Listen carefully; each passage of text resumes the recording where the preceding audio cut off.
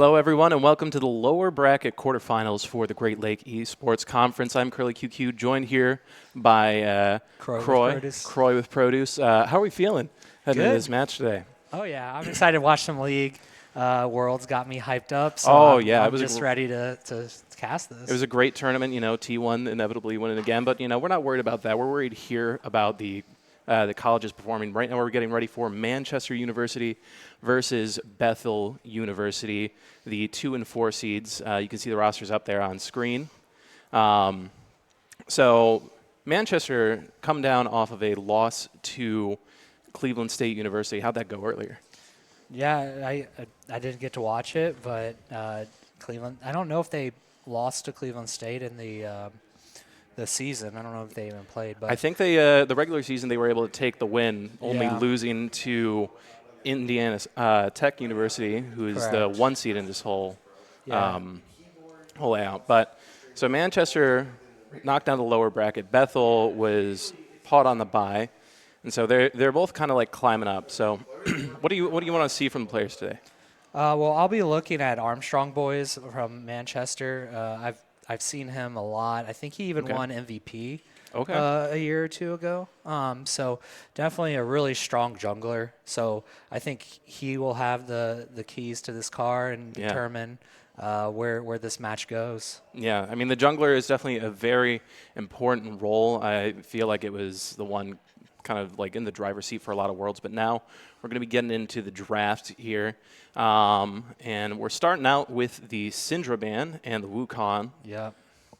Both, and then it looks like we're heading on up to Zig. So they're moving through these bans I did play against Armstrong Boys Wukong. It was scary. He was kind of everywhere in 2 places at once most of the time. I mean, and then we keep the bans going towards the jungle with Viego being banned by Bethel and Braum finishing out their first-round bans for Manchester. So I'm very curious to see what kind of lock-ins we're going to see after these bans are done. I imagine you might want to like really shore up your jungler first. If you're MU, like just really get them in the pilot seat, get them with a comfort champion. And then it looks like they're just going to throw all their bans on him. Oh, Mel. Mel, yeah. So Mel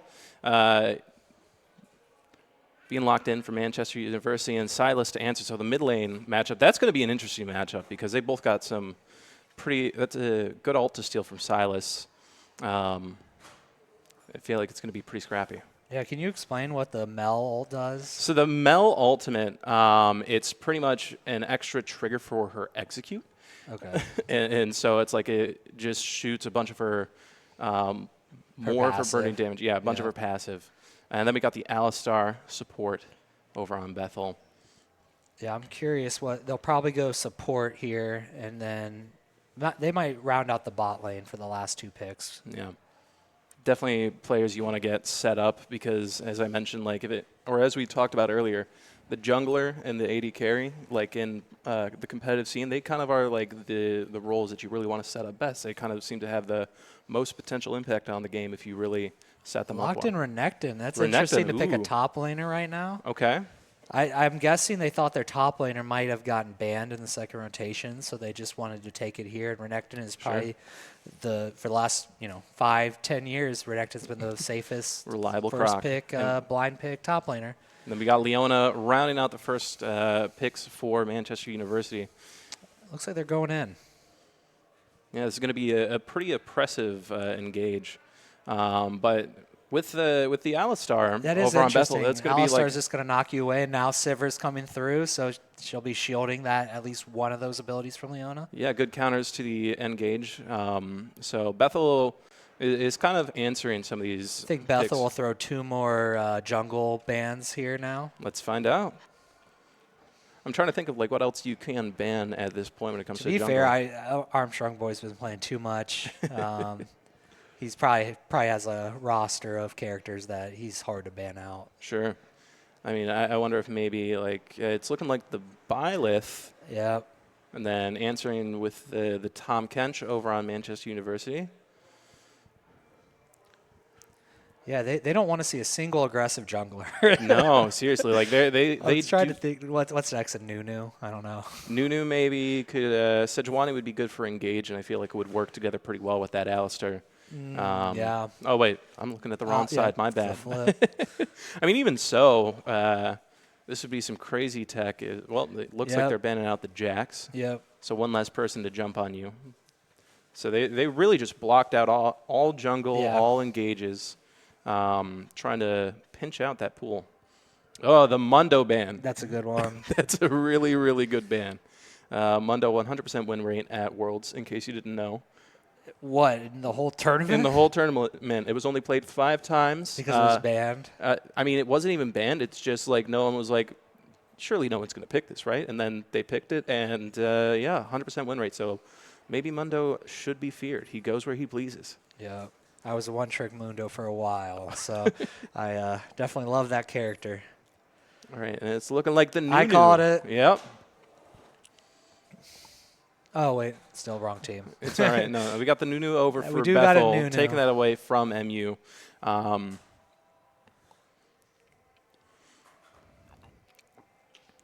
Very curious to see how MU is going to answer this. We got the Yunara, the newest champion to the game, and definitely came on very, very strong. She's got a lot of carry potential if you set her up well. And she can really just burst some of those champions down. Deceptively hard to take down, too. Deceptively, yeah, especially because when a character it just has a speed buff, I normally look at it as, they're freebie. Mm-hmm. And it's just like you get on top of her and still can't figure it out. Well, then they have like a little bit of disengage potential when she goes into her ultimate because she gets dashes instead of just speed boosts, so she can dodge things. You get a free flash, you know? That's why she always gets away from me then. And it looks like we're getting the Pantheon to finish out over on MU. That'll be fun. Oh, boy. So you think that's going to be Pantheon jungle, yeah? Yeah, for sure. That's a scary jungle. That is a scary jungle. You can be anywhere on the map, and you can gank anywhere on the map. So Bethel going to want to look out for those. Right, I'm trying to think about how you might want to round out this comp to finish off. We got to get something in the hands of their top laner to answer the Renekton. It's looking like... Oh, Warwick. Oh, I haven't seen a top lane Warwick in so long. But it's definitely not the character is always low. Yeah. Normally takes barrier. Yep. I mean, this is going to be just a battle of sustain up in the top lane. I feel like it's just going to be low health bars, suddenly not being low health bars the whole time.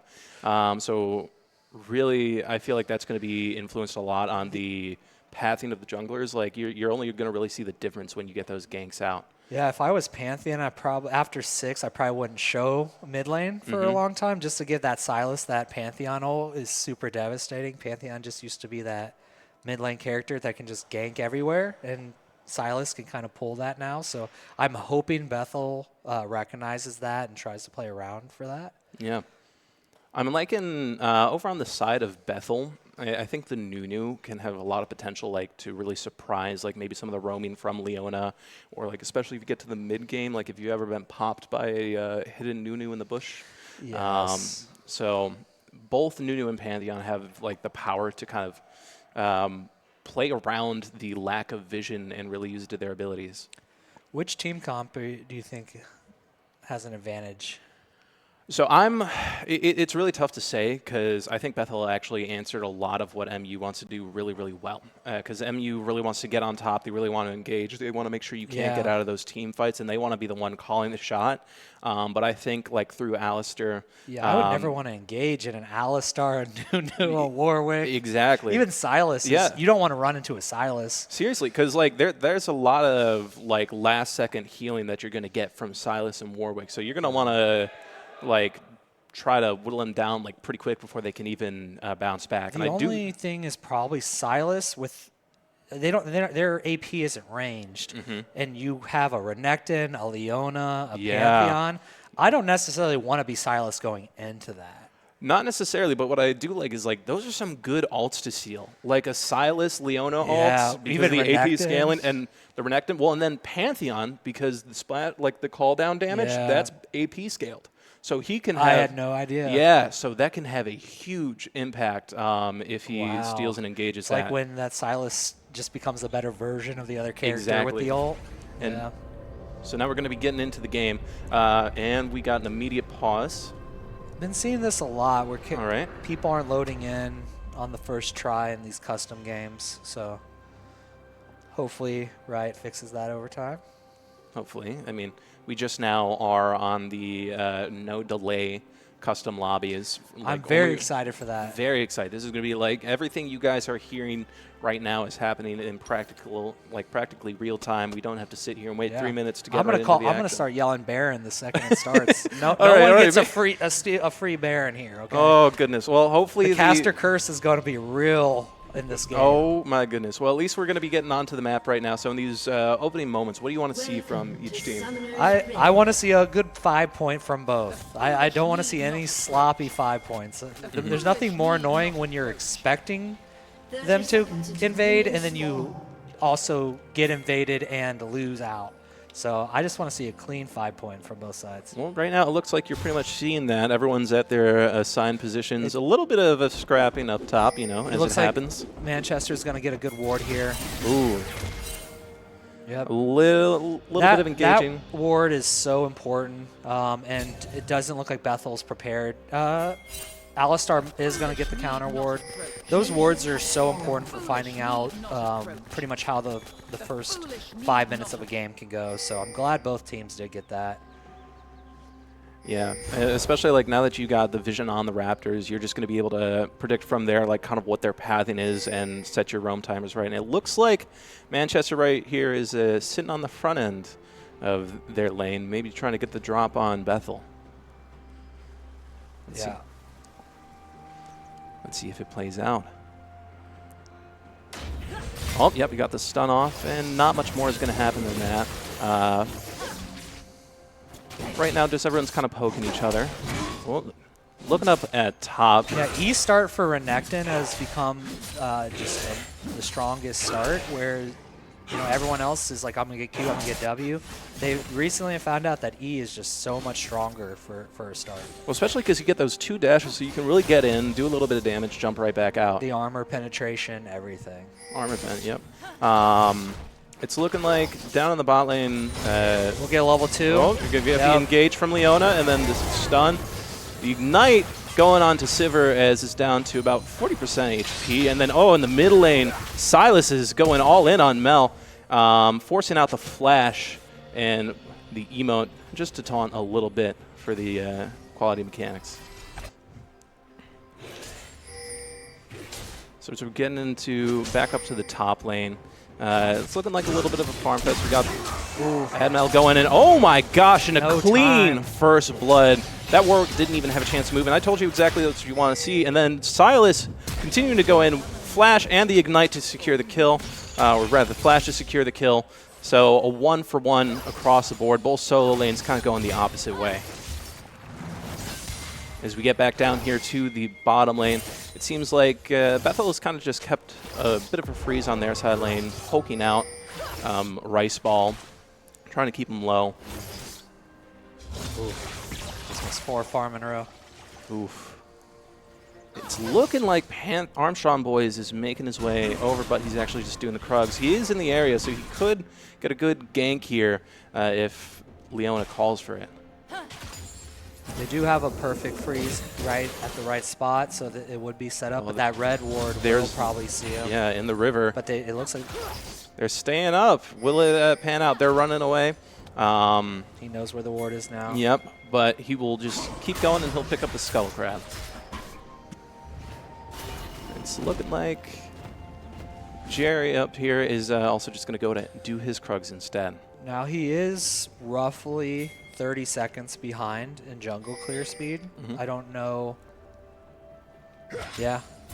He's about 30 seconds behind in pathing, but it looks like, ooh, look at this path by Pantheon. Oh, he stuck around. He actually invaded. Yep. knew where the ward was, and he used it to his advantage. Let's see how this plans out. Yep. Oh. Okay, Alistar knocking him into the turrets to try and get a little bit, and he jumps on the stun. The flash coming out from Doom as he is able to get away. Armstrong Boys taking another turret. Actually, really, really well done from the Alistar. Doing exactly what we said, where he's able to like bounce off anyone trying to engage on him. So that could have been disaster. He really could have used his abilities wrong, and that could have completely changed. So that was amazing play by Alistar. Yeah, and I'm happy to see this Roman coming up from Silas Kadoni, where he's just kind of keeping Renekton under pressure. It feels like Warwick getting that extra hand. Ooh, what happened here? Yeah. Warwick's still ahead in farm, so the 2 deaths aren't putting him far behind in farm, but definitely gold. He's probably a little behind here. And it looks like we've got the Ocean Drake up, so I'm curious to see what this next minute or so of gameplay, if either team is going to try to set up for that. I feel like it would be very beneficial for both teams. I think Bethel would definitely want to more drag out their team fighting like chances. Yeah. So now we're about 5 minutes in, so talk to me about how you're feeling about like these early moves and how we're going to transition into the mid game. So I feel like I'm mostly worried about top side right now if I was Bethel, just because Renekton can cause a lot of pressure if he's this far ahead. So I'd be watching that, and I would want to make sure that I don't infinitely lose my top side. Ooh, as we see the W from Mel bouncing back, but you know, Silas is still him, but Pantheon coming in to finish the job. We got Nunu rolling in and a tech pause. Bad timing. See, that was an interesting interaction with Mel, where something I learned from when I was trying her as support is the worst thing you could possibly do for her is bounce a hook, because you will drag yourself to them. Like, unless it's a blitzcrank hook where they like drag the person to you, you don't want to do it because you are putting yourself in danger. Yeah. So the bounce there, good for immunity, might not have been the best move, but curious what this pause is going to be. Not sure if it's a tech-related issue.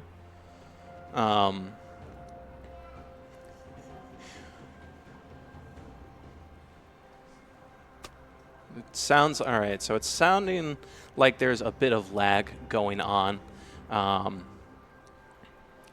So we'll have to be working to address that.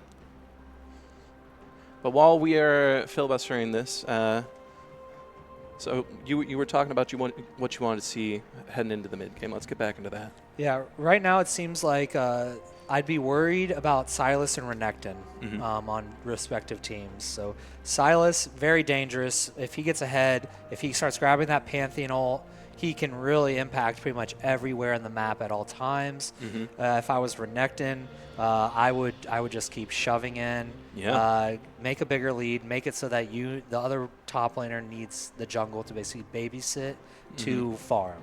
Yeah. So Warwick, not ideal to be behind at this point, but can definitely come back.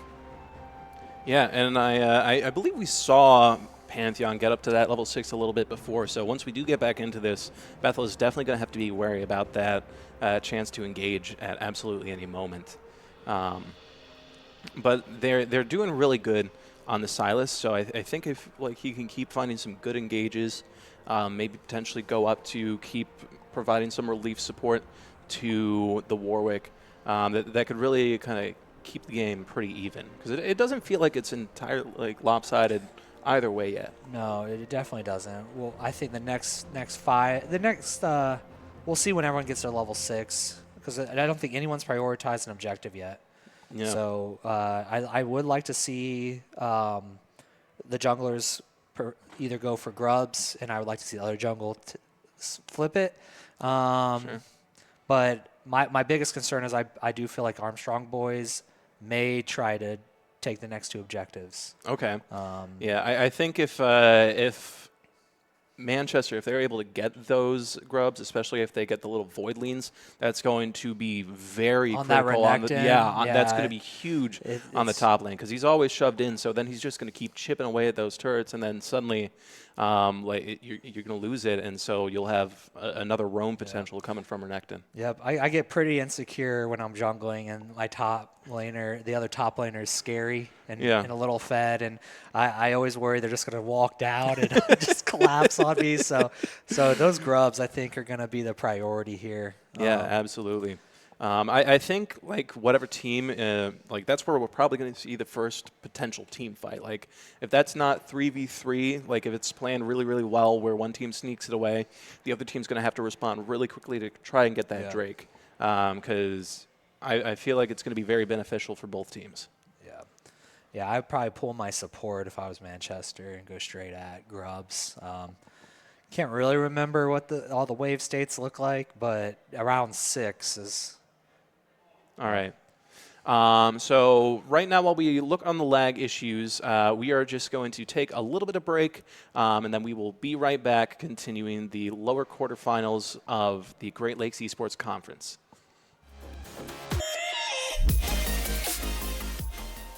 And welcome back to the lower bracket quarterfinals for the Great Lakes Esports Conference. We're going to be getting into game any minute here, and we are set up to watch the tension break on this play as Nunu was barreling in, ready to take out Pantheon. Now, what I imagine this might go like is one of two ways. Is either he's going to get the knock-up, and Armstrong Boys is just going to E away, or he's going to really try his luck and bounce on him. And let's see what it is. And he's already got the E pulled off, and he just waddles I was away. Curious what that interaction looks like, just because it feels like Pantheon's like unstoppable when he does that, but he's not. And we still got this lane. We do have the level 6s now. That does change everything for Warwick. It really, really does. He can get a good ultimate and like do a lot of damage. Still winning in farm though, which is impressive for being on 2 kills. I mean, when you just keep getting the minions right in your hand, what are you supposed to do?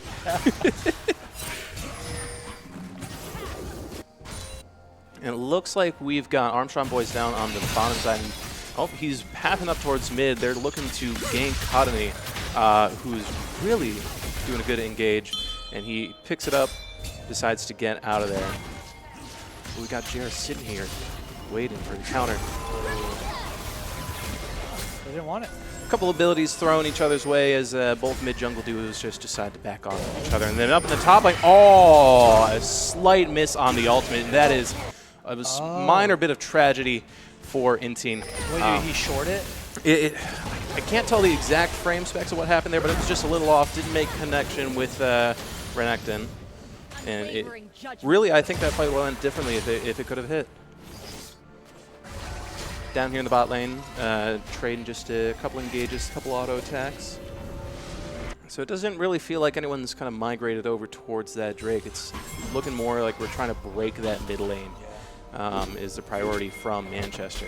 It does look like Pantheon and Leona are going to go for grubs like we thought. If Renekton's ahead, those grubs are going to change the lane dynamics a lot. Yeah. Absolutely. And then, as we do see now, Pantheon is in fact level 6, so that really does increase. Looks like they're actually going to pull a lane swap. Ooh, all right, good. Which is specifically to put 3 people on, or 4 people on that grubs. I think especially, if they're able to use this extra time, because I don't imagine that Inteen spends too much time here. He'll probably just sit back by the turret while we get Deadpool coming up on the Alistar. But it looks like Pantheon, Armstrong Boys, already starting the grubs, already 1 down, so this might be cleaned up very, very quickly. And it seems like Jer is coming in on the gank, knocking up Mel, and then Cottony finishing off. So Mel continuing to be abused by this Silas. But the Manchester just got the whole grubs uncontested, so we got to be really cautious of this Renekton. Yeah, and they'll probably, it looks like Bethel does want to try to retaliate by taking Dragon, so good play to take mid and then go straight at it. This at least makes it so that taking top side won't just be completely completely. They can't just go straight and get Dragon 2. Yeah, and it looks like they should be able to do this pretty easy, as there's not much vision or presence on that bot side from Manchester University. They're kind of focused on keeping this Warwick oppressed on that side of lane, getting some extra farm up into Rice Ball. And I believe the Drake will be finished off here with a bit of an early smite.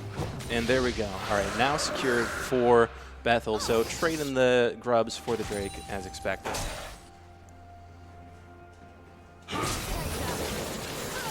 Now we got about, let's see,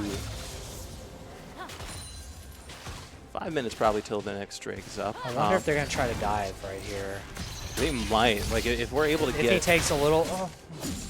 Warwick can be a little scary with his healing. He can be. Especially because the lower he is, the faster he hits. And, oh my gosh, there's that engage. Whew. That just kind of happened out of nowhere. Yep. Yeah, good dodge, good dodge. But yeah, that's the immediate engage that I said could happen from Pantheon. It was more of a counterattack, as we saw that Jer, while we were off cam, had just came and ganked mid, setting up Cottony. It really feels like they're putting a lot of effort into Cottony. So I'm hoping on the side of Bethel that they're going to be able to kind of see that translate into some roaming from him, because even though he's gotten his kills up, he hasn't really been able to tap the turrets much. So something interesting that's happening is Alistar showing top means he's not bottom. And where Pantheon is right now. No. This is setting up. Oh, yeah. They are going to set up a very scary situation here. Doom, you got to be careful there. You might want to hug that turret. But and then another Silas. Cottony just continuing to go in on Asanayuki. Oh, he tried to fade away, and that might come back to bite him. It looks like Pantheon's going to be roaming to try and protect. Oh, you got to be careful, Cottony. Yeah, it's 3v1. I don't know if I want to take that, even if I am Silas. But he's very confident 1v1 in now Pantheon. His heal might help the play. Nunu coming to help. That's going to make this a good cleanup. The shutdown onto Pantheon is huge. And then Renekton comes back and is able to get the shutdown onto Silas. So, like, very big one-for-ones on each side. Honestly, 2-for-1. Where happened to Mel? Oh my gosh, yeah. When did Mel die? Did Mel die right before we? I think Mel died in the bot lane when we didn't see anything. Okay. I could be wrong on that one, but it's absolutely crazy. I feel like that's kind of a bit more beneficial for Manchester, because it really slows down the scaling that you were kind of seeing from Silas. Like, he was really getting ahead. And so being able to shut that down might give Mel a more even playing field to kind of have influence on this game. This Renekton is very scary right now. 350 gold shutdown, so there is an opportunity for a comeback, whoever gets that shutdown kill on him. If I'm Bethel, I want to make sure I'm getting some Grievous on me as soon as possible, so I can reduce the healing that he can get. But of course, actually, if he's the only one, it's like, do you really dump a whole item just so you can stop the Renekton? It's a tough call to make. We'll see. Definitely the next 10 minutes are where Renekton is his strongest. I used to love playing a lot of Renekton, and it really just feels like you dominate until you can't carry anymore. So not a late game carry, but we'll see how he controls the next 10 minutes of the game where he's the strongest with a big lead. Now we got the Chemtech coming up in 90 seconds and the Herald coming up in 2 minutes, and everyone's kind of making their plays to set up as we got the ultimate coming out from Warwick as he dives onto the Yunara. He's going to keep on following, but there's a lot of friends here to help Yunara, and Warwick just goes down. Nunu trying to help him, getting the double kill over to Yunara. So really, really good counterplay from Manchester. It was a great attempt from Bethel to try and engage there, shut down the Yunara, who also had just been kind of like freely farming for a little bit. And get themselves set up for this Drake, but it just bites him in the butt. Fortunate timing on the blue buff spawning too, so he's going to lose his entire bot side jungle. When we get back on the map, it's looking like they're going to try to run down to the river, but right now this Renekton's diving on to the Sivir. Oh, and Alistar knocks him under. This could be very, very good if they're able to chase him down. He's just kind of tanking that damage as Sivir is hitting on him. Oh. Renekton is not afraid. Oh, another turret! Oh, that is... I don't think you can continue on either side. Yeah, I think Alistar might just have to be the sacrificial lamb here so that we can make sure Sivir gets out safely, because that was riding quite the line there. He's really fed. That Eclipse really saved him with that shield. It just... They couldn't take it. But we've got Warwick and Nunu running up from the river. As long as Sivir can just stay here for a little bit. Oh, great W from the Sivir, and he's staying alive. Oh, huge shutdown on the Renekton. Going over to Warwick. This could spell great comeback potential. I wonder what that goal was. Like 800 goal. 800 goal for that kill. And really, really good baiting from Sivir, but it looks like Manchester is going to take advantage of the fact that so many players on the top side to come down and take this Drake very uncontested. I'm hoping Warwick gets to go back and complete this item. I'm pretty confident they'll have at least one completed item. And a Tiamat. Okay. Oh, so the Bork Tiamat. That was a huge upgrade for Warwick. Really desperately needed. And that really increases his duel potential, and especially because Warwick, more typically a jungler, meaning he can get around the map really quick. And if, especially if you're Inara or Mel caught out on your own by this Warwick, that could actually be pretty valuable. Does Warwick's ult count as auto attacks that trigger the Blade of the Rune King? I believe so. I think so. So that is a huge damage upgrade that Warwick just got. Seems like you might have a fight breakout here for Herald, but Red Team is able to take it. No, stolen, but they're able to take it. But to counter it, Manchester is just going to collapse in and shred everyone with that Renekton, Yunara, and Pantheon just dealing tons of damage. I wish I could get a look at the charts for that. So it was a great sneak away by Bethel, but the counter to Manchester might pay off more in the long run with these turrets, because it's looking like top is going to fall very shortly. They're not quite going to be able to push up enough to take this mid turret. And there it goes.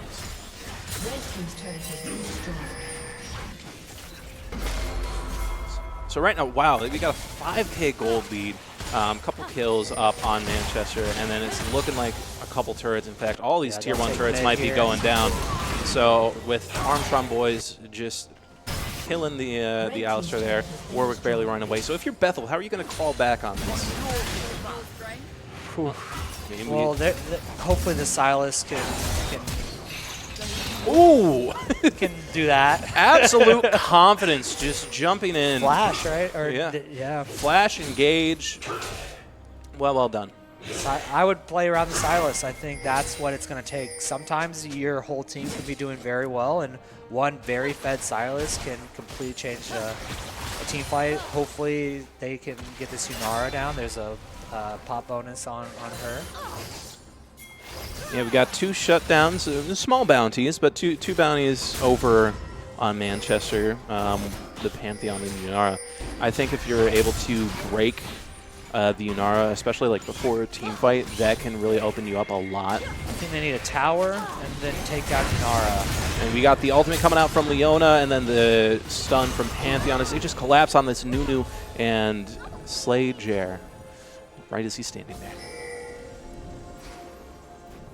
Really, really good map movement, I think, from Manchester overall. Alistar saying hello, little support wave as they see each other in the jungle and just walk away. I wonder, so they're looking to just break the last tower in the bot lane. They might have Alistar here.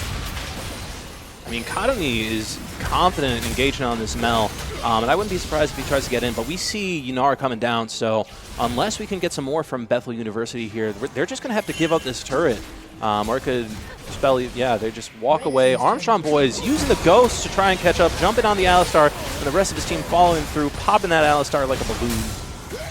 Doesn't get a chance to move. And Kadami left here on his own. Let's see what they can do top side. This looks like a kill. Oh, the flash to make sure we can get it, and then great ultimate from Jer to secure. They had to commit 2 ults to get that. And they lost 2 turrets on the bot side, so they're keeping this Renekton in check, but they're losing bits and pieces of their map. Goal lead still increased for Manchester. Yeah, we're now at a 7K gold difference as we've got the Mountain Drake coming up in 45 seconds. This is good, though. This is exactly what they needed. Yes. They needed to break a tower, get that bounty. And then the fact that this gold is going to be going mostly onto Warwick is very, very good for him, helping him kind of restabilize after the lane matchup that he's had. He's going to go barreling in to get that full charge off of the Rift Herald. And if I'm him, I just let this wave crash and walk away. And that looks exactly like what they're going to be doing. As I mentioned, we got 20 seconds coming up on this Drake now. And Vision is very much in favor of Manchester. Yeah, definitely around bot side. There's not a single red ward there. They have no idea that they're even just Looks like Warwick is just going to stay up top. Oh, and Nunu. They really don't want this Renekton to have a chance. We even got Outstar coming up. It seems like they're trying to counter like this Dragon Plate. They're going to give it up to try and push in on this top. And then just look at all that healing. You can't even tell that he was just in a long fight with Renekton as he gets it back on the minion wave. And they give up the Drake, but I think, like, turrets-wise, this can be really, really good for Manchester's comeback potential. We have Pantheon ulting in.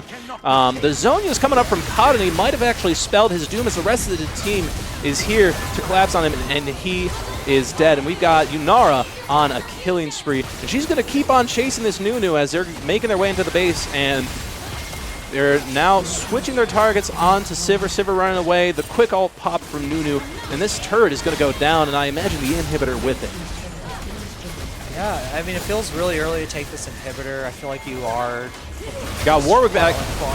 And they jump on Armstrong boys, but that E just negating all the damage. But then they jump onto Rice Ball. There's a shutdown waiting there if we can get it. If Alistar can knock it back in. Oh, my gosh. We've seen... I believe it was a TP in from the Renekton. I think Warwick can clean this up if he... popped by the Mel. There's that passive with the execute.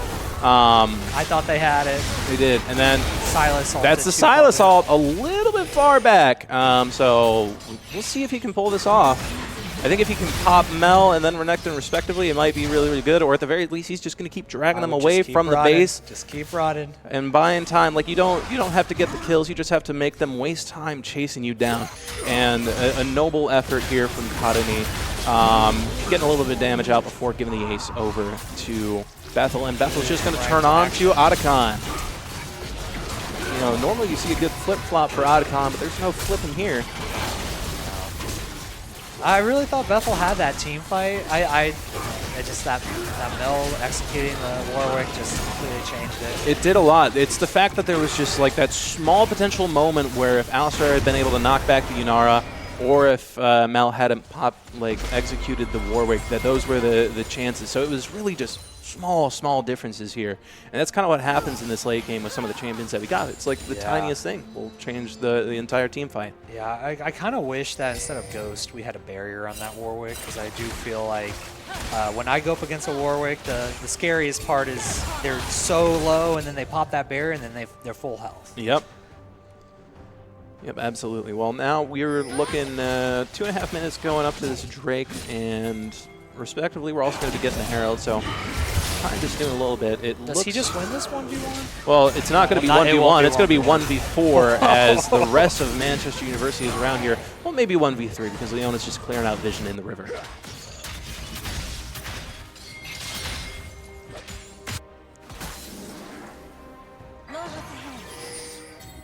And right now, it looks like they're putting all their Vision topside and like clearing out all of Bethel's. It looks to me like they're going to be prioritizing this Herald, as I think if they are able to get Herald, that gives them huge push potential to just kind of like maybe set up a siege in the bases. We already have the bot turret and inhibitor down.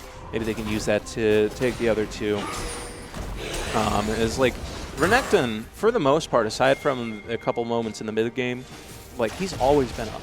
He's always been on the other side, just a thorn in the side of Bethel, keeping them like oppressed in one lane. Wherever he is, you have to figure out an answer. You're going to lose a turret. Yeah, and when did the Mel go from 1-5 to 7-6? I mean, it was that was the blink of an eye. It was the blink of an eye. I think a lot of it came from when they started team fighting, because that execute will rack up kills for you. That's true. But also just being the sole AP damage on the team, it's like if the defense is like you can just kind of shred the team and make a lot happen really, really quickly. Yeah. I think the harder part for Bethel here is going to be killing the minion waves. They basically have one ADC that can really handle it quickly. Now, I'm happy to see that this Warwick, like his scoreline doesn't reflect how I feel like he's been able to play in this mid game, as he just is much more confident engaged in this Renekton. And he jumps on the Renekton with the ult. He's got the Nunu here, and I'm guessing that, oh, the miss flash, but we got Pantheon jumping in. I think this could be rough for Armstrong boys as they're able to follow through. So Warwick's backing off. Warwick is backing off for now, but I think if he saves up, gets a few. Oh, and then we got the Yunara coming in, just double kill. Yeah, it should have been a double kill, but I guess we got the last hit over to Pantheon. But really, really good map rotations from Baron spawning in 10 seconds. I think it lines up perfectly for a free Baron here. Yeah, I don't see much. There'd have to be some very specific windows for Bethel to try and come back from this. But the issue is your jungler's down, so you can't bank on him to go in. Alistar, flash Q, steal. Crazy things have happened in League of Legends. It's the only thing that matters is last hit sometimes. One time I blind Morgana W'd over the wall and stole. Well, I thought I was the greatest player in all of history. That is a pretty crazy steal, but we're not seeing something like that today. Right now, we're just seeing a standard Baron take for 4 of Manchester players right there. Do they try to get this dragon? I think you kind of have to give it up. It's kind of a debate, because luckily it's not Soul Point yet, but this will set them up for Soul Point. And the issue, though, is if I'm Bethel, I don't want that Renekton to get the free defenses from the extra Mountain Drakes. Yeah, Mountain Drake is pretty scary for that team. They're already hard to kill as is. Yeah, and well, then also looking at the Leona, too. The scaling defenses for her would also be pretty rough. So it looks like they're going to do the push mid, try to take what they can with Baron. If they can, then they pull back the dragon. Looks like this Warwick is just going to engage on the Mel, and, you might get a mute. Oh, my goodness! Yeah, I don't know what that character does. Just what? She does what she wants. Yeah. Mundo goes where she pleases, and Mel does what she wants, is what I've learned. Because that engage looked better for Warwick at the start, but suddenly his health bar was just gone. Right now, the Siege slowly pushing up for Manchester, going against Bethel. And they're splitting their pressure across all 3 lanes. And so Bethel's going to be trying to pump their attention into the Renekton, but that leaves their mid lane down to fall. And their top lane, it looks like they're going to get all 3 inhibitors, as they're just not able to put themselves in a way to answer all 3 lanes. Really? They're going to rely on them to recall basically at this point to defend their base. Well, then Jer going down is a bit of a disaster, because that's someone that I think could really, really help you have gotten a good comeback in this fight. Could be the last fight here, and we've got Nunu is down. We got these health bars. Pantheon just got executed. Pantheon got executed. Mel's down, but they have pushed Bethel into the spawn, and they're just going to have to sit there and watch as Manchester University takes the first game in this series. My goodness. I mean, a valiant effort from both teams. I think it was Cottony over on the Silas for Bethel was really, really kind of like that glimmer of hope. Yep. And he had a lot of great individual strength. And then I even saw Jer, the jungler, making some good movements to pull Warwick back in. And the bot lane was pretty stable, but it was just the spikes over from Manchester really made it hard to come back. The Yunara started to get a little too fed, a little too much. Mm-hmm. She was just farming minions and then she got a taste of real blood and decided to farm champions. And then as we mentioned, with Mel, she got to a point. I'd like to see what that kit was, because the ability to shred a Warwick like that, I mean, it's exactly what you got to do, because that way you don't get exactly what you're talking about, where he's just clawing back, refilling his health bar. But I think as we get ready for, like, when we're getting ready for the second match, what do you think Bethel should do to prep for, like, maybe draft game plan to answer Manchester? I mean, I feel like they had a pretty decent game plan. I liked their team comp. I thought that they were executing all right. And I would want to see what the top lane can do to not let a Renekton do that. Yeah. Because obviously we picked the Warwick into the Renekton.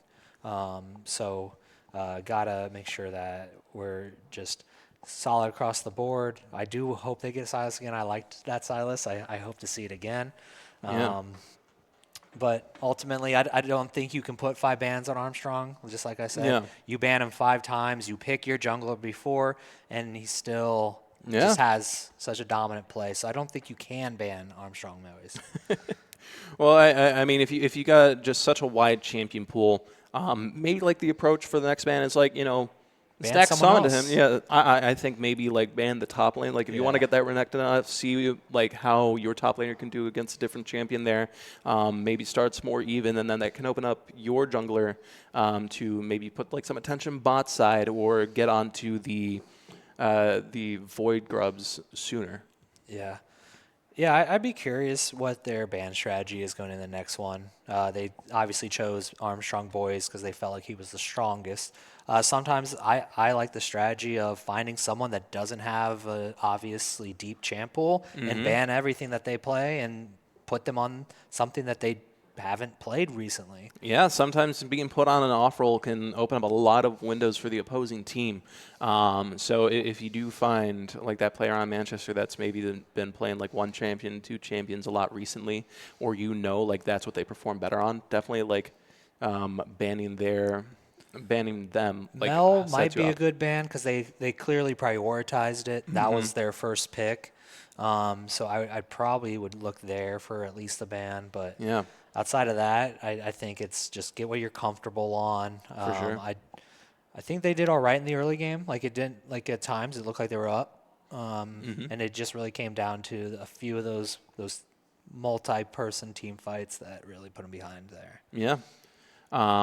I definitely think another thing that I want to see is like the bot lane over on Bethel felt very stable, like for the most part. Like I never felt like they were like losing.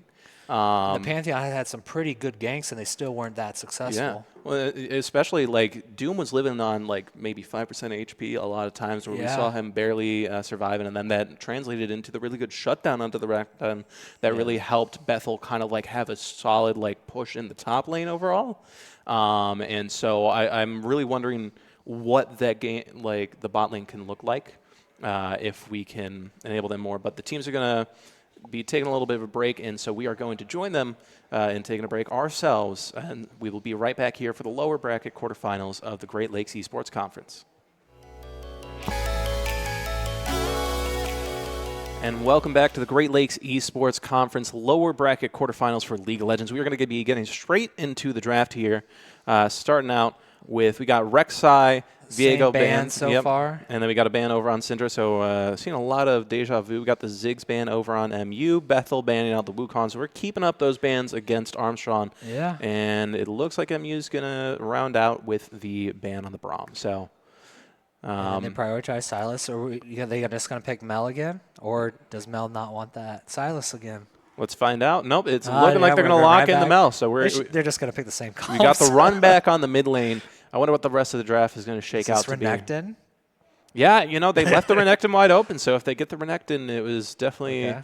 Well, we got the Leona this time. Jinx coming in for the bot lane, as we have also swapped out a player, Doom, being sat out for Rabiana. We got Alistar again over on the side of Bethel. And then here it is, the Renekton that was so oppressive for Bethel's top laner last game, coming back up for MU. Wonder if they'll pick Renekton again. Or sorry, Warwick against Renekton. Well, they're banning out the Mundo. Bethel... at this point, like the jungle still hasn't been picked. I wouldn't be surprised if they keep. All right, I like the Pantheon ban. Yeah. I would probably lean towards Jax as the second ban there. Just if you already banned 4, you might as well just ban 5. Yeah. Why ban 4 champions? You can Maybe ban he'll 5, make a wrong pick. That's exactly. maybe, I don't know. It would be spicy if we just see a Shaco for no reason. I would love it. Oh my gosh. And then we got the TK ban over on MU, and then Bethel hovering the ban for Jackson. They're probably going to lock it in. Both teams liked their initial strategy, it looks like. They not much of a switch up didn't from change the last anything. game. I don't think I can recognize anything besides the AD carry switching, but the AD carry is a different person. Just one switch up on the ADC, one switch up on the bans for Bethel as that Pantheon they just don't want to deal with again. So MU getting ready to pick the red side. I imagine they're going to pick their jungler here. I think this might be a Belveth. Oh, Belveth, yeah. Oh, we got the Varus locked in for the ADC. And so Bethel with their response here, I'm wondering if they're going to switch up the answer in the top lane. I think they might want to see if they can get ahead, or if they're confident in Warwick and just want to make sure that they can prevent him from getting behind early on. Because we did see in that mid game, he had a lot of really, really good moments, and then we're hovering the Mordekaiser. I think the Mordekaiser is going to be a great response here, especially because if you get them in the Death Realm, that's going to kind of negate some team fighting, which was a lot of what MU had going for them. Yeah, I definitely like the Mordekaiser. It's safe, it's strong, it can deal with the Renekton. Hopefully it's a comfort pick, because Renekton definitely looks like a comfort pick from Manchester. And then especially the other thing too is with the Mordekaiser is your E can punish his E. If he dives in and then you put up the claw, you'll just get pulled in. We got the J4 to round out for Bethel. I feel like Bethel is the one that kind of wants to try and call the shots here this time with their got some good engage from Silas, Alistar for the knockback, but also J4. I'm thinking maybe they want to kind of try to split up MU a little bit, get someone in the Cataclysm, get someone in the Death Realm. Knock someone away with Alistar. I love it.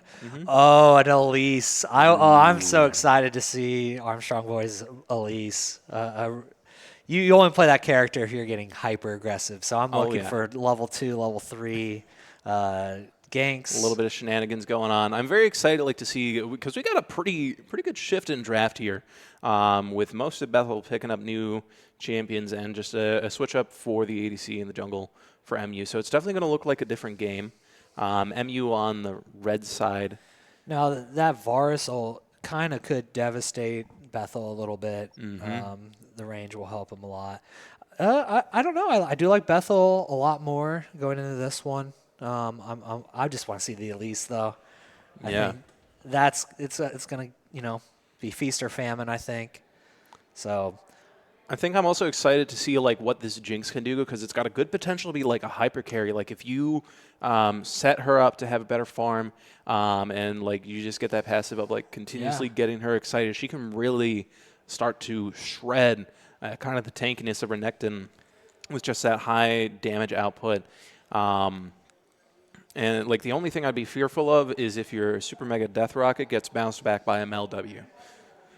Because all that... Yeah, that probably wouldn't be great. Wouldn't be very exciting for you to be on the receiving end of your own rocket. But I'm thinking that'll also help when it comes to the turret situation, because they were kind of up against a wall, not really able to break through often. After that first push that MU had, they took all the tier 1s down except for the bot one. But it was tough for Bethel to try and get much progress with their turret. So I'm hoping that the Jinx might be able to solve that for them.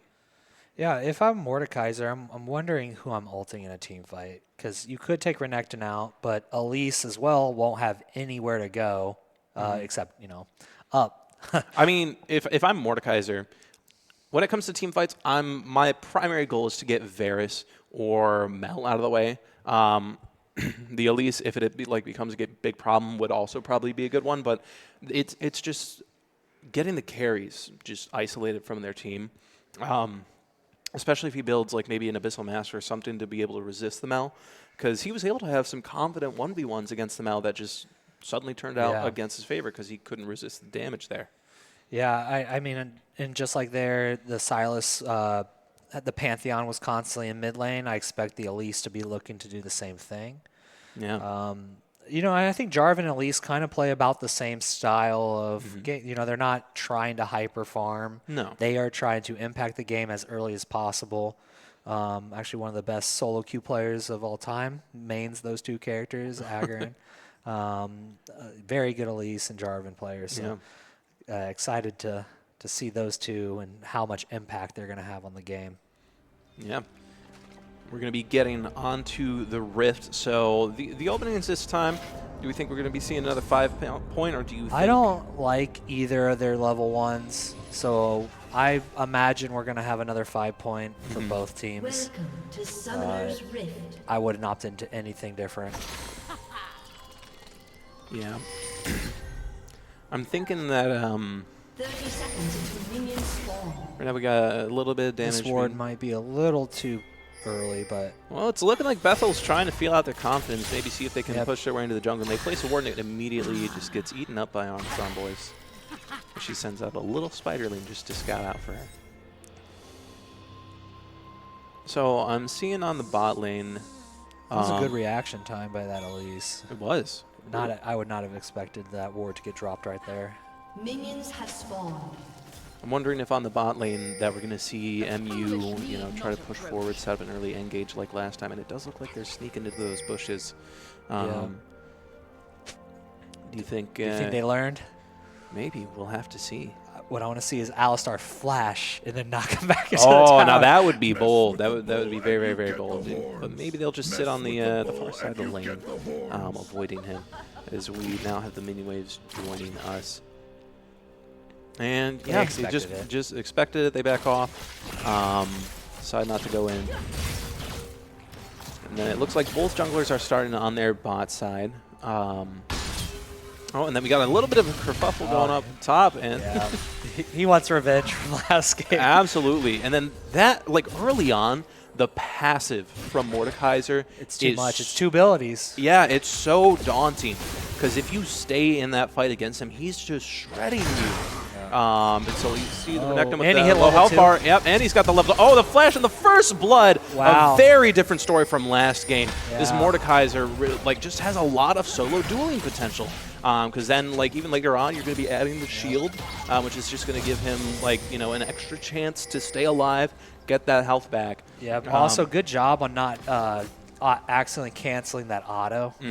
That if you start your auto and they flash, your auto will still go through as long as you don't move. Absolutely. So really, really good opener for the top lane. In the mid lane, we see a bit more of a stalemate than we did last time. Katani, Get him level 3. Got to get to level 3 so you can pull out your full kits. There, I said it again. You do not want to W the hook, but Armstrong Boys is there at the right time to punish Katani for his confidence. Yeah.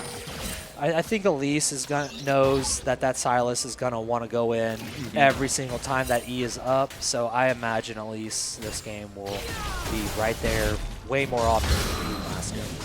It might be a case where if you're Katani, you might want to pump the brakes a little bit and take that aggression elsewhere. Maybe you enable your Jinx.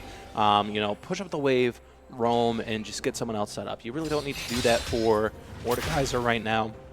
Because you're seeing he was able to get that first blood. But in this bot lane, it seems like we don't really have much action going on overall, just a little bit of health bar chipping. And so I'm wondering if we're going to see any roaming as we're getting onto the skulls. We've got Armstrong Boys here creeping up in the top lane. Interesting. I don't know what.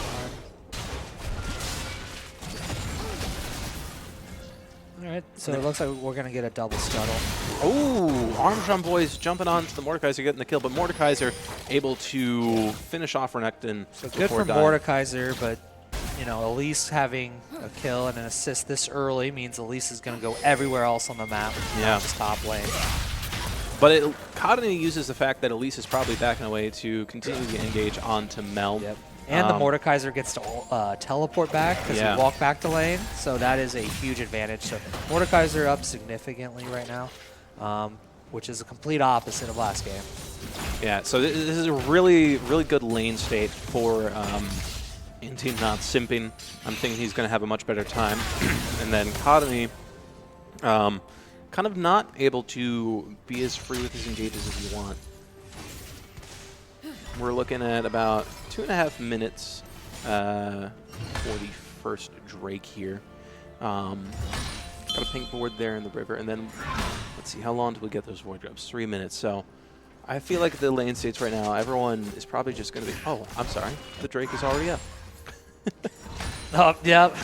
I was looking at the wrong timer. Apologies. But it doesn't look like anyone's kind of setting up for it. I think these junglers are just kind of like trying to get to that level 6. Yeah. Jer having a little bit of a CS advantage because he hasn't been showing himself in lane as much. Yeah, it looks like most of our fighting is going to be in the mid lane, in the top Elise side. is back. Oh, face checking that bush. God, a knee. Never great, Oh, good flash to get out. Flash for a flash. It looked like he was going to try to go back in there for a little second. That would have been very, very bold. But flashing away, pinging to show, like, hey, the jungler might be around here, might be sticking around. So I do think the Jarvan was seen in a war that expired. And that's why Armstrong Boys was confident here. Interesting. So we'll probably have a little bit of a scuffle here. Jarvan's going to probably find the Elise and got to decide see what happens. Do. Oh, he's looking for... Smite. He was looking for the Gromp, and the Gromp was not there, as all he got to do was see it be taken by Elise. So Armstrong Boys off to a really strong start, but Jarvan does have a little bit of CS lead. Yep. And what I'm seeing here on the bot lane is it doesn't quite look like... Oh, wow. Alistar, you really are losing a lot of health there. And yeah, just the flash Q to claim the Fetal Warfare, and then we're the exhaust onto Jinx. Good sidestep to stay alive. Wow. No way. Amazing Flame Chompers just to keep the Leona under turret. Might have went a little bit too far there. Sidestep, I get it, it's a visual thing, but it looked like it would have hit, but just a perfect probably frame from getting killed by that. Like I said, like a lot of things come down to small pixels and small moments, and you know, the ADCs over here at Bethel University seem to really know how to live life on the edge. Really, really good to stay alive there for the Jinx and get the kill back. And he even looks like he's staying very even CS-wise against these Varus. That was huge for Jinx to get that return kill there. So now we have the Alistar in the river. It looks like both teams are going to be trying to approach this bot side to get to the Drake pit. We got Void Grubs coming up in 30 seconds too, so I'm wondering if Bethel might... It seems they've conceded the river on the bot side, so they might want to move up to try and take advantage of this presence. And he has bot side to take the Void Grubs, but it looks like they're really trying to pinch off this Jinx. Another good sidestep, really just dodging everything. And the Varus ult. Oh, the Varus ult missing. That's going to be huge. That might make it a lot easier for them to set up for a team fight to fight for this Drake. And look at the vision control of the river right now. They want this dragon. Yeah. They did miss that that pink ward there, though. They walked... 3 people walked right by it and did not see that. Didn't do anything. Mel was sitting here with a low health bar, but as the junglers make their way up towards the mid lane, Cottonee decides to just, you know, stay back off, not over-engage, doesn't want to get punched by the Elise, showing good temperament there. Elise showing on the bot side means that Mordekaiser feels confident to proxy farm, and it looks like Jarvan's might get a free objective here because he did see Elise recently. Yeah, and so as I mentioned, like this is exactly what I wanted to see from Bethel, taking advantage of the fact that like the jungler is bot side. Oh wow! Indy Not Symphony's got a little bit of bold. Oh, you should just commit to it, man. Okay. He doesn't know where the Elise is still. Doesn't know where the Elise is. Taking that pink ward. But all of these small movements have just left a wide window for Jer to take the Void Grubs all on his own, and I think it's going to be really, really good for the side of Bethel, especially because if the Jinx hasn't died, she's staying even CS, and we see she's got fancy feet, and so once we get that attack speed in her, I think she's going to be really, really good for pushing these turrets. Yeah, I'm curious what they're going to do about this red buff. Like, are they just taking it? Are they still stealing it? What's going on? It looks like they're going to trade Dragon for topside jungle. So hopefully this Jarvan does commit to this red. We got the ward there to see what's going on. You got to take that red. And we got the Super Mega Death Rocket coming out, maybe an attempt to steal just a little early there as the red team takes the Drake. a very even game so far. Very much so. We have about 100 gold difference. Looks like we've got some proxy farming going up in the top lane too, as Into Non-Symphony is just, you know, really like feeling very, very confident on this Mordecai. So going all the way up, he's gonna back, and then while we were not looking, Kadani got caught out, webbed up, and collapsed on, and then Rawayana getting shredded. I guess. Ooh, great counter from Alistar, knocking the ADC. Not as great for the ADC to the support to get the kill, but at least he got the return kill. He did, yeah. And then this is just kind of the opposite of the last trade we saw bot lane, where, you know, both the supports died for the ADCs. This time, where you're like, all right, you know, supports. 1-1-1. You guys can survive. 1-1-1. 1-1-1. A net neutral overall, but now we've got the Elise, so this wave is definitely going to be crashing with the Alistar. It does seem Manchester has fully decided to basically have the bot side jungle. So I would like to see the Jarvan take that top side, or else he's just going to get 3 quadred constantly. See, now I'm not a fan of the tempos of these recalls here, because if Varus moves up too quickly and Deadpool TV like Troll has the flash, he could jump on him, knock him back, but it looks like Varus is going to stay by his turret, wait for his support. Even it's going to be a while, though. They're questioning that those are even up Yep. on the top side, so they're getting very lucky that they're not taking that top side. Yeah, and then even like surprisingly, I expected that there might have been a bit of a CS loss from this like interesting tempo, but still staying just about even with the Jinx. Oh, Jer roaming to the bot river, looking for a scuttle and finding only Doom. As even if he had gotten into the river, I think that Leona would have got him. Yeah, give him a little tap to finish it off. We're seeing over on the side of MU, Mel, who was previously like kind of being oppressed by Silas. Because she's gotten like the assist a couple times, she's actually 2-0. Carrying over the end of last game into this one. Yeah, keeping that momentum up. This Elise too really seems to like to push up in the jungle. This is gonna be this is not a position you want to be in as an ADC, as you just have everyone collapsing on you under that turret. Leona tanking all the hits so that the Elise and Varus can just shred you. And I think that's really, really good long term for just preventing like any snowballing from the Jinx, as we were seeing like you know, some good micro gameplay from there. And then while we're looking away again, the Mel. At least a shutdown going to Jarvan. Shutdown goes to Jarvan, but before that, the Mel like just had pulled off a couple spells and was able to keep Kadani low, and then even killing him under the turret. But like we're getting some good cleanups here from Jer on the J4. We got the Herald coming up in less than 2 minutes. We got the Drake coming up in 90 seconds. Right now, there's a pink ward that's just been sitting there for a minute in the bot river for MU. So they've had good information. And then I think they did. No, they did not. That's just the death. Simple. But even on like look at that bot jungle. It's just so lit up like a Christmas tree. Yeah, basically, if they're on their bot side, I don't even know if I've seen Elise on the top side of the map in the last 10 minutes. Like there was that one gank to kind of neutralize the state of the game. And right now we have coming back mid, jumping.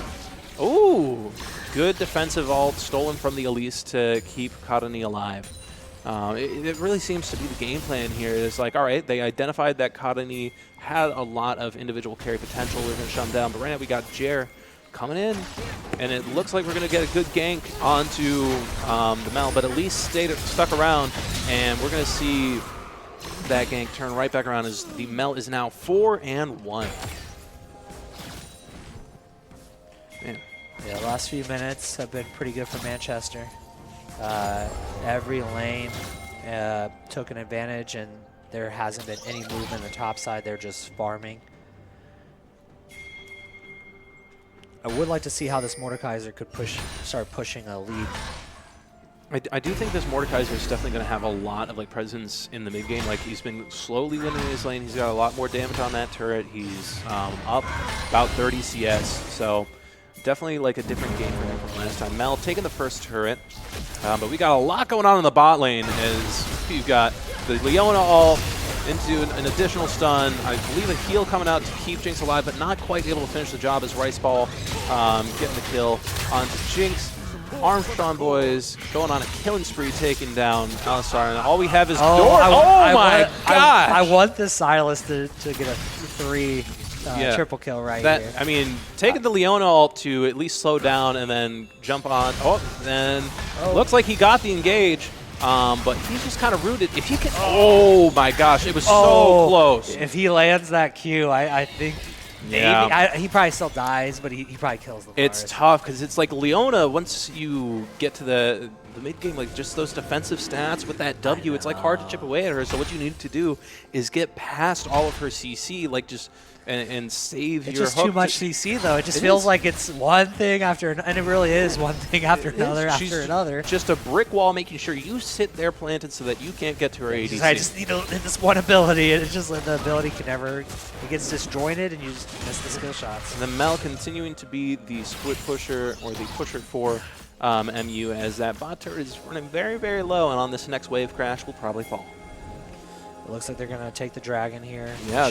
This one should be free, but it does look like. Oh, what's Mordekaiser doing? Mordekaiser using the Herald to finally finish off this top turret. I think actually really, really good answer there, especially if they can like take this second turret. Now what I want to see happen is it like, all right, we're using that second charge. Leona just saying, hey, I'm going to be here to stun you. They're collapsing on this Renekton. There's a lot of Bethel University up here, and Manchester University sending up the Elise and Varus to answer. Could be a team fight breaking out here, but while all this is happening, Mel is just really pushing in the bot lane. Yeah, this Mel is really ahead now, leading the game in CS and kills. Well, tied for the lead in kills, but doesn't quite have the bounty. But she's just been left alone for this long, and I think she's just going to take that second turret. Okay, maybe not, as the last minion dies, and finally we've got Bethel down here, but they're not really able to get the engage because Armstrong Boys is right there to make it a 2v2. And that level diff and just the kit that Elise has, like, you don't want to engage on that right now. No. I'm wondering how Bethel can get the Mordekaiser involved. Because if all you're going to do is just keep pushing the top side, he's not going to be able to help the other 4 lanes that are behind. I think you really need to, like right now, if you're Bethel, you need to get Mordekaiser on the bot lane. Get him to recall, go to the bot lane. You've broken top tier 1, that's fine. You can leave that like continuously pushing for a while. Clearly, we've shown that he can like, hold his own. And if we get him on the bot lane, that's also going to be really, really good for fights because then he can isolate them out. But right now, he's just going to keep on dueling with Renekton, chipping away at the health as Renekton's not really able to jump on top of him. And all coming out from Jinx across the map, not really finishing off as there's still a little bit too much health bar. Jumping away from the Mordekaiser E right there. But if you look at the map, Elise is approaching, so... I just don't know what they... I don't even think those two would be able to take... Okay, if you bring up Julia, you probably got it. Yeah. I mean, I don't know. I feel like we do have the Death Realm Auto attack that? Yeah. We do have the Death Realm up. Oh, as we got J4 collapsing onto the Mel. This could potentially be a shutdown, except for the fact that Mel just does tons of damage. Absolutely insane. Yep. 2 fully completed items. And 4 stacks. Yeah, 4 stacks on the... Well, I forget the ring. Yeah, the ring. We know what we're talking about here. Yeah. Well, make it a spell book and I'll tell you. The stack and ring, yeah. The stack and ring. Oh, man. We've got Drake up in 2.5 minutes, but let's see. See, Bethel is still sending that Mordekaiser top, and they've instead moved Silas to the bot lane to be their potential pusher. I imagine they're hoping that he'll just naturally break the tier 2 tower. You gotta be clearing those roses, that's what it's gotta be. I think Silas just has to match. Silas is pretty far behind and just needs a little bit more. I think Bethel can stall this a little bit. Yeah. The kills look worse than the gold lead. Yeah, absolutely. Yeah, the gold is we're looking at a 5K gold lead, but I wish I could tell what it was for the individual champions. I imagine like this Mordekaiser definitely has a healthy lead. I don't think J4 would actually be terribly behind Elise. And that bot lane turret, just going to be taken as Mel continues to be the push here for Manchester. Oh, looks like just barely escaping. For the fact that that last 0.1 seconds or whatever the recall, doesn't matter what happens, you'll still follow through unless you absolutely die. It looks like we got a lot of Manchester here taking Otacon. No one from Bethel here nearby, and with the rate this is going down, they don't have a chance to answer. So all of those petals that they've been collecting have just gotten exponentially more. But it's looking like they're using the Void Leans here in the Mordekaiser to try and collapse this tier 2, and they're going to be able to do it. As we got the ult coming out from Leona, the Dominance coming out from Renekton, doing a lot of damage, but we want to see that shield coming out from Mordekaiser, and that's really, really good. I think he's in the death realm. Oh, barely missing the Q, but still killing the Renekton, getting that extra health back from the Triumph passive. And then so a good 2v2 there. They got to run. They got to run, though, because Mel is going to be a disaster for them. Yep, and then there it is, the Mordekaiser being absolutely shredded, and the J4 in response. So it was See if we can get some mid damage, maybe. Yeah, Jinx is really good for shredding the Surge. She's got a good attack speed. We're on... Did they grab grubs? I think they did. They do, yeah. They have the Void Lean, so they're able to get an objective bounty. They got tier 2 tower and mid and a kill. For 2 deaths. So, I mean, that's a great trade for Bethel. Great trade, and then it looks like they're going to be able to at least get some push on this bot lane. I don't know if we're going to be able to translate it to a turret, but what I'm happy with for the Jinx is that bounty gold might help her get to a second item, because right now you see Forest got the Gwynsu's, got the Bork, got the Empowered Boots, and is halfway to another item. Whereas Jinx is just sitting down here with one item and some boots. And so she's got to do some catching up to do. This will bring us to an early soul point. They've been getting it much earlier than they got last game. 3 Drakes for nothing.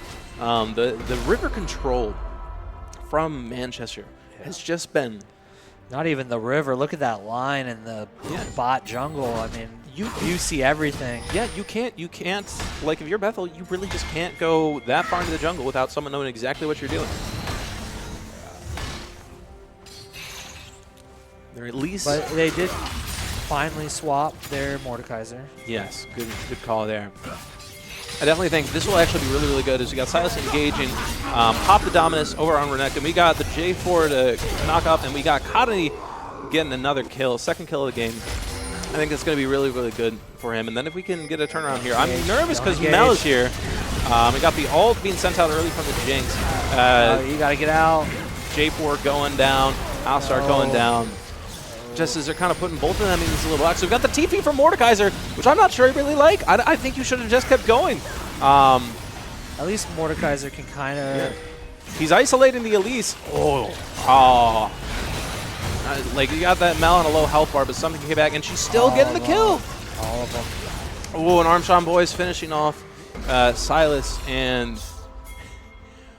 what started out looking like really good small plays for Bethel turned into a little bit of like pushing too far and playing right into Manchester's hands. By one. But we do have Jinx on the bot lane, and she's taking the scuttle. If she goes back the right way, she's not going to see the pink will get there in time, but maybe Alistar. See, the difficulty there, Alistar's not going there, so Jinx is just going to have to take this mini wave and run away, because she will be free food for that Renekton. But taking that tower is clearly the next play. I mean, again, the kill's way worse than the gold difference, but it is still slightly only at 5K. Yeah. And if they can get that bonus on that tower, that will bring it really close. Well, but they probably don't think that. You know, the worst part about this game is you could be down, 11 kills and feel like you are down a 10K gold lead and not even know you're not that far behind. Yeah. Well, the thing I think we really need to see from Bethel is like a really coordinated team fight, because that last one was a little bit one by one, and the person that you want there for that team fight is Jinx. She's got the Runaan's Hurricane, she's got a BF sword, and she's got the stacking crit, and so it's like she's the one that's going to be dealing all this damage onto everyone. She gets stuns, engaged on the Leona. Flame Chomper's keeping her alive, but Varus just was so much damage. Yeah. And isn't that CC insane? The Leona got chompered, and still it was just locked up the whole time. And we're at least going to be picking up, finally getting that tier 1 turret by Mordekaiser, claiming the objective bounty. He's going to keep it rolling, having faith that his sup and mid will be able to like stave off any push, but Herald's up, and it's looking like Manchester University might just be rotating towards that, and Bethel might just want to use this to try and get more freedom of movement by taking this tier 2 turret. They're really committing to it. I'm about 50-50 on this because I think it gives them good breathing room if they can get far, gives them the objective bounty, and it's there. And so if they get away, that's perfectly fine. I don't know if I want to keep pushing on Ben, but now you have given away the Baron. Oh, interesting engage from the Alistar. I see the idea of what might have been going down there. It looked like his intrusive thoughts got to him right there. It's like, I could hit 4 people with a Q right now. So I think it's that, and you do see that Silas was pathing up there. I think he was expecting that maybe if he's able to engage, tank some damage. The others did recall. Yeah, the others did recall, and then the Silas could be there to maybe potentially like clean up, but it ends up just being a kill over to Manchester as well as the Baron. Now, the wave states for Bethel are pretty good, so they're going to like be wasting a good amount of this time just pushing up to the turrets that they're going to be helped with. So I think if Bethel just reels in, is a bit more defensive for these next 30 seconds. You don't have much time because that soul point is approaching. So you got to be very careful. You're maybe looking to catch out the Elise, but instead you are getting caught out by the Elise. That damage on a single combo is just so insane on Elise. As jungler combat goes to favor of Manchester. That Leona ult not really hitting everyone, but the damage output from Varus is just still astronomical. Mordekaiser is finally getting the shutdown onto Mel, and this would be good except for the fact that you're so far away from the base. Yeah. As the primary damage dealers, like especially the carry in Varus, and then like even like Renekton's behind, he can still shred a turret. And so the fact that you're leaving like the one guy that's doing so well for you away from your base. Yeah, it's almost like they're just opting into a base race. Like they're hoping that they just keep pushing and that Mordekaiser might be able to sneak a win. Like that, I mean, in theory, it might not be the worst decision based on what the current state of the game. I mean, it looks like they're just gonna. MU is going to opt for a siege. They see the Mordekaiser in their base. They're walking away to try and get back for it. So this is paying off for them. Yeah. They're definitely going to be able to get that. But the other thing is, like, now the Drake is up and they can run for that. But is Mordekaiser just going to stay here the whole time? He does have TP up. Maybe he can go down to the team fight. They got the 1v3 here. Armstrong boys in a rampage down in the blue base as they were just, it's now going to be, soul point. No way to contest it, really, unless you can get TP down there, but there's no ward. And he's just going to opt for the Krugs instead. So now, like, if you're going to be giving over the soul point, you need to play very, very carefully. See if you can try to stretch it to that Elder Drake or, like, abuse, like, some small windows of macro. Because, like, you're pushed in the base now. You have that inhibitor unlocked, but you've got 2 inhibitors down. And so it's like you got to be very particular if you're going to leave your base.